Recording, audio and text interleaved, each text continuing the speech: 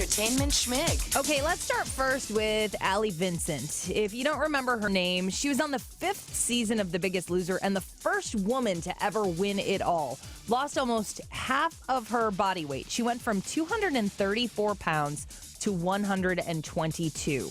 People loved her. She was cute. She was bubbly.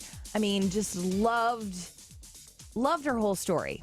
But as is the case with so many contestants on the show, the weight slowly started to creep back on.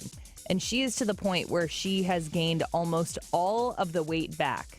She finally revealed this because earlier this month, it was the 8-year anniversary of her winning the show. And through social media, she came clean. If I keep going in the direction I'm going, I don't know if I'll ever come back. I don't know if I'll ever be able to have the strength to do something different. And on my anniversary, I didn't get out of bed all day. I was ashamed. I was just ashamed. Oh, just breaks your heart. And the video of her is online at y98.com. Oprah featured her in this Where Are They Now segment because Oprah also had her on after The Biggest Loser big celebration. She had maybe gained back 10 pounds, which is normal when you leave the ranch. I mean, that's all you do for 8 hours a day is work out and have a chef make your meals. It's almost impossible. They have the cards stacked against all of these contestants because they lose the weight so quickly. And that's all they do all day is eat healthy and work out in the gym, and you don't have anything else to do. No work commitments, no family commitments, no life except for working out. Of course you're going to gain some of the weight back.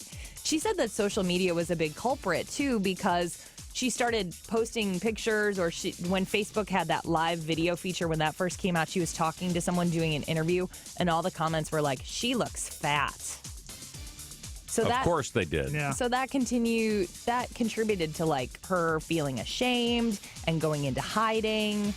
Just, I feel for her. Anybody that's lost, first of all, you have to get yourself psychologically set. I'm not talking about a television show. Right. But for all of us who watch that show, we think, we can do this. If they can go through that rigorous program and lose weight, we can do it, slowly, and that's the best way to do it, of course, But anybody that's lost a large amount of weight and then put it back on, how difficult that whole routine was. It was the getting ready to lose the weight, the work that it took to lose the weight, how good you felt when the weight was off, and how awful you felt when the weight went back on. There's a lot of psychological stuff going on. I know, and she said she still has to work through it. At first, she felt unhappy because she was heavy.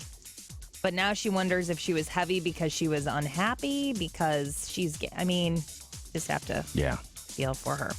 Beyonce, it looks like she may be the first artist to hit #1 with each one of her first 6 albums. Lemonade is on pace to sell over 500,000 copies this week to debut at #1.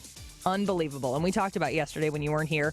All these people are saying, oh my gosh, who's the girl she's referring to about having the affair with Jay-Z? It's all a carefully planned marketing campaign because this has everybody talking about her and everybody buying her album. And it's probably just a made-up song. Lemonade on sale now. Yeah, right. At the end of a driveway. She kicked off her tour last night and paid tribute to Prince with Purple Rain. We have that video up online at y98.com. The audio is not great, so I'm not going to bother playing it for you right now. But we will talk a little bit more about Prince. Apparently, Paisley Park is already in the works to become the next Graceland. We talked about it yesterday, but Sheila E., Prince's friend and collaborator, said that Prince had been gathering memorabilia and stuff from all of his tours, and he was working on making the studio a museum. He took her drums. He had his motorcycle from Purple Rain. He was already working on this, which people say is funny, since he maybe should have worked on a will.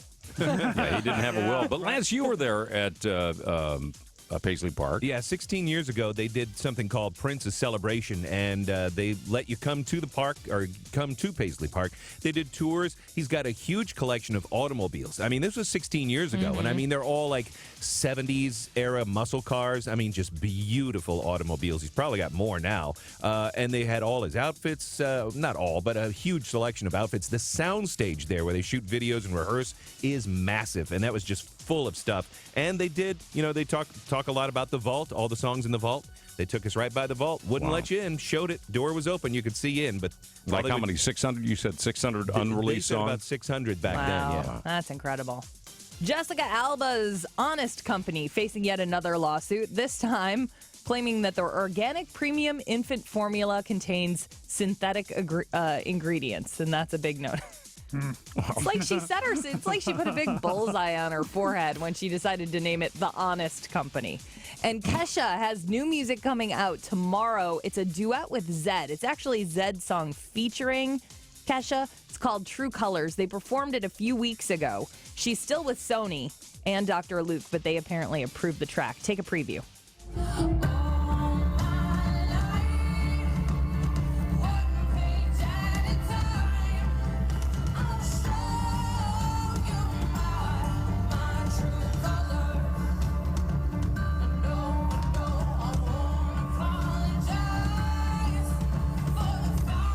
Is she like under a pillow or something? I was going to say, somebody have the recording device in their shoe. That's the. They performed it at Coachella, and that's the performance. Okay, they have not released the music yet. Yeah, that's a little bassy for me, to be honest with you. I don't know. I'm excited that she's allowed to have some new music. I am so excited. I'm excited for you, and I really am. I'm all a titter. That's Entertainment Schmig. More online at y98.com.